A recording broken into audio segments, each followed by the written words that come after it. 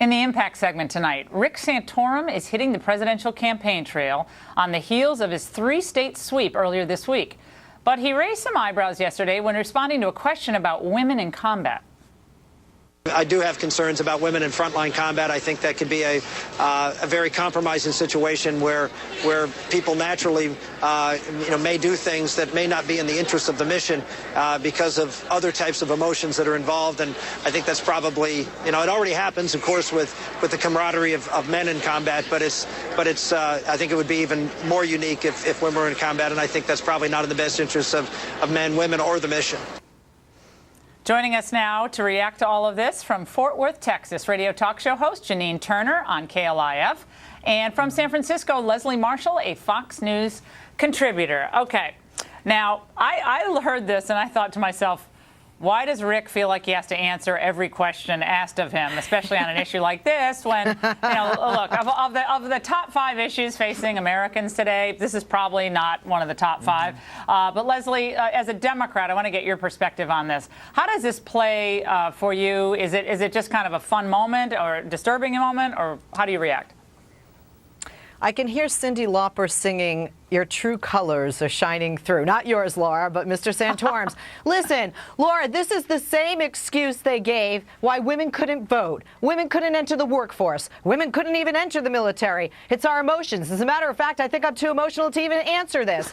This is, sorry, this is sexism at its finest. And you know what? I'm sorry, you guys are not going to embrace any feminist or any more women in the party with talk like this.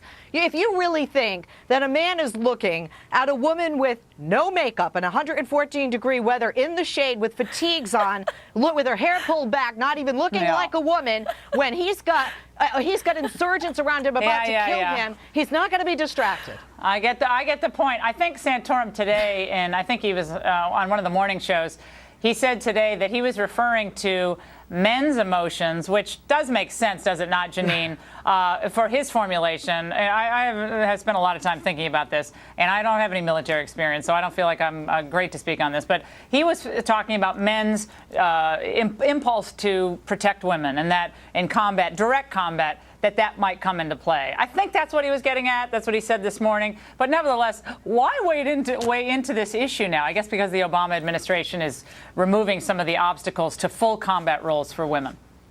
Well, I don't think Santorum, who I believe is a leader and a fighter and has a lot of great ideas, I don't think he does himself any favors with a comment like this. And, they did try this in the 1960s in Israel, actually, men and women working together on the front lines, and it didn't work.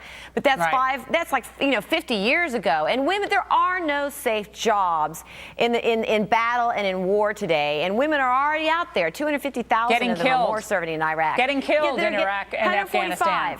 Yeah, a lot of them did, yes. There are no safe areas anymore, and women and men can work together, and women have been in combat since the day. Who do you think won the Wild West? It wasn't just men. Women were out there fighting too alongside men and protecting their women, children, and country. So I think this whole thing is absurd and not doing not doing the Republican move. I agree with Leslie. This doesn't help the Republicans at all. Well, let's get back to what's happening though. The back and forth on the primary trail. Big CPAC event. This weekend. I spoke earlier today, and it was interesting to watch the crowd and talk to folks in the crowd. There's a sense of, we don't know who we're for yet, or we're worried about what's going to happen. But nevertheless, Romney comes there, Leslie, and he really tries to make that conservative connection. He talked about marriage, same-sex marriage. He talked about his efforts to stop that in Massachusetts. He talked about all sorts of hot-button conservative issues to connect to that base. Does that help him or hurt him in your eyes? I don't think it matters, Laura, quite frankly, because this is a man who was pro-choice, clearly. And it was very convenient, wasn't it, when he was a moderate Republican running in a blue state, my home state of Massachusetts, to be governor of that state, just like the mandate. He, in my opinion, will say whatever it takes to whatever audience he's speaking to get them to like him and to vote for him. So I think that not only we Democrats like myself on the left find him to be disingenuous and insincere in a lot of these remarks, but there are many people on the right. And no matter what he says, a lot, as you know, Laura, on the right, and Janine, a lot of people still are going to view him as a moderate, and they're not going to buy into it.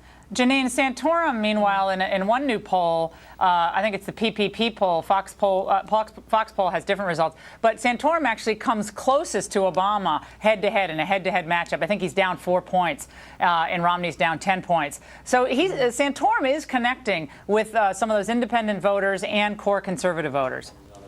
Well, and history has proven that when you have a far left liberal, that the one who beats is a strong conservative wins. Reagan being a great example. So I think that he's a sleeper, Santorum, and you don't know exactly. I think he may surprise everybody. And Romney has to prove that he's not Obama light. Well, big tasks for both of them, but nevertheless, we'll continue to track it. Leslie, Janine, thanks so much.